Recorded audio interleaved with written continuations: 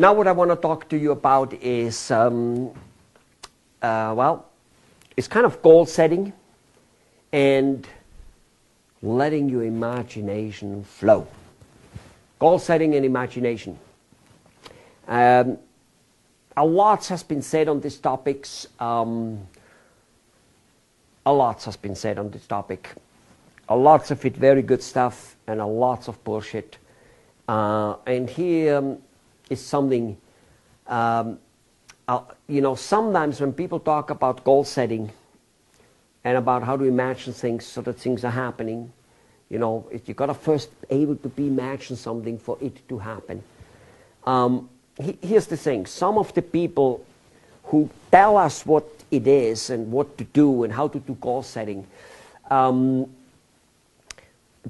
they don't tell us all. And they don't tell us all because they don't want to, because they're mean. No. They don't tell us all because they do things which they don't even realize they're doing, because it's so innate to them that what they tell us is only part of the story, and thus it doesn't work for people out there. Wow. Now I said it. It's a little bit like actually, you know,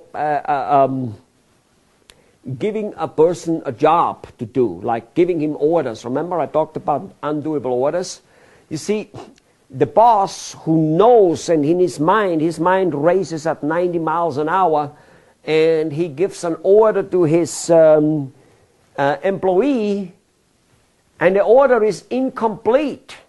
But it's incomplete only to the guy who receives the order, obviously, because the guy who gave it, in his mind, the whole picture is running, and it is all very normal. File this away.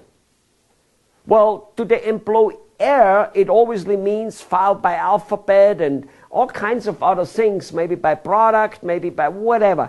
He's so used to that he doesn't give any more information, or at least one way or the other way leaves out a fair amount. And he doesn't understand why something so simple isn't understood by his employee.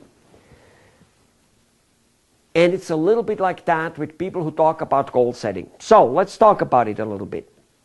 People tell you that you got to write down your goals, and I have no problem with that. I think it's a good thing, but it's way overrated. Okay, don't discount your mind by having a goal in your mind. You know, you don't need to freaking speak it in a mirror every morning. That's you know, you just become a robot. Okay, if that shit would work, everybody out there would already having everything they want. This type of teaching and this type of telling you to write down your goal and put it in front of the mirror and put it in your car and put it everywhere, and in the mornings get up and say it 4 times to yourself and all that thing, and while shaving. I mean, what a bunch of baloney. Okay, maybe the guy who told you so does it. Most of the time not. Most of the time he's a freaking hypocrite. But let's assume he did do it. Okay, it worked for him, but it didn't work for him because he did that. It's because his mind, himself as a spirit, as a mind, he had it nice enough in there. All right. Now, also, there are other things at work which he probably did, and he did never tell you. But not because he's mean. Again, not because he's mean. Even the writing down, he doesn't do to mislead you. He thinks that was part of it because there was some ritual which he did, and so he thinks that ritual will make it happen. In fact, what I'm explaining here is about what almost all religions fall into it. Okay? Be it from Buddhism to Christianity and a whole bunch of other ones I don't want to name, but you know, there is a certain, you know, how do you get, you know, free, basically, you know, Buddha, get out of your body. All of a sudden it's sitting against a tree, facing north, south, northeast, you know, whatever. It had nothing freaking to do. Buddha just liked that type of tree, and probably the sun in his eyes or against whatever. It had nothing to do with nothing. All the other rituals we have, all of a sudden becoming spiritual, happy and enlightened, gets boiled down to rituals. Catholic, it's the way I grew up. All of a sudden it's all about, you know, whether you knee while you read the Bible or you stand, and whether you, you know, make 6 of them or 9 of them, and whether you do it on Sunday or on Saturday or 2 o'clock. Nothing to do with nothing. Okay? In the Jewish religion, don't eat after 6 o'clock. At least on whatever, Saturday or Sunday or whatever it is. Well, in the old days, not eating after 6 o'clock, there was no light. It got dark. And you didn't know whether a cockroach was on your food. So Mom told you not to eat after 6 because you don't know what you eat anymore. It's that simple. You think I'm kidding, right? It's what it is. Now, same with this writing goals. Okay? Now, let's go and look at goals. So we have some goals. For most people, first of all, the goals they are coming up with, at the very best, they are goals which are not, you know, very often, let me put it this way, very often the goals are not really their goals. They say, I want a better product, I want the best product for my company, I want to be all this stuff. But that's not really the end goal they want. So one has to ask himself when you come up to a goal most of the time and say, why do you want that? Whenever you come up with something, why do you want that? Let's just say you say, well, my goal is to have the best product in my company. Okay, why?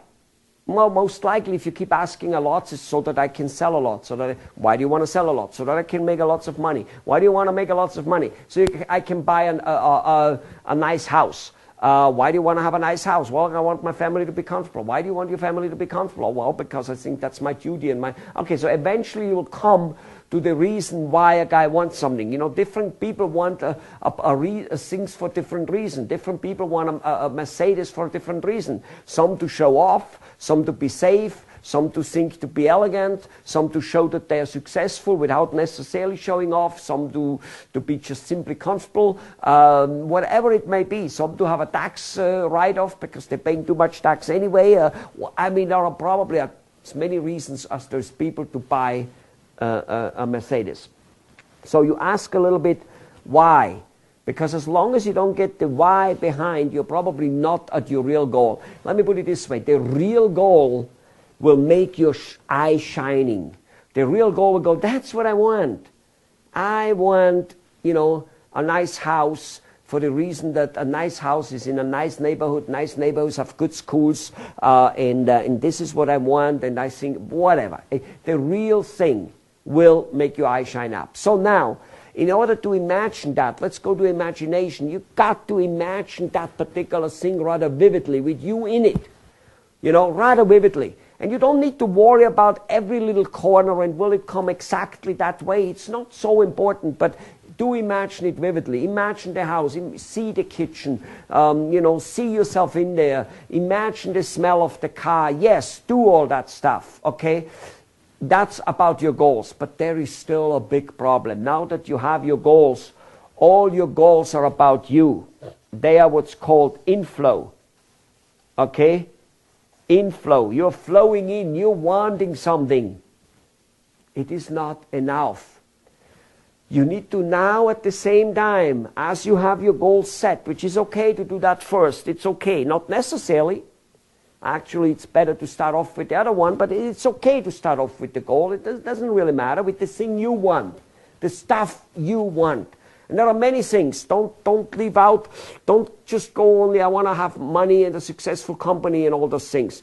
You know, yes, imagine it and see the company happening that in the success you want. But specifically, success alone isn't enough for definition. Success needs to be quantified. I want to have a 20 crore rupee. I want to have a $20 million company or whatever it is. Are you with me?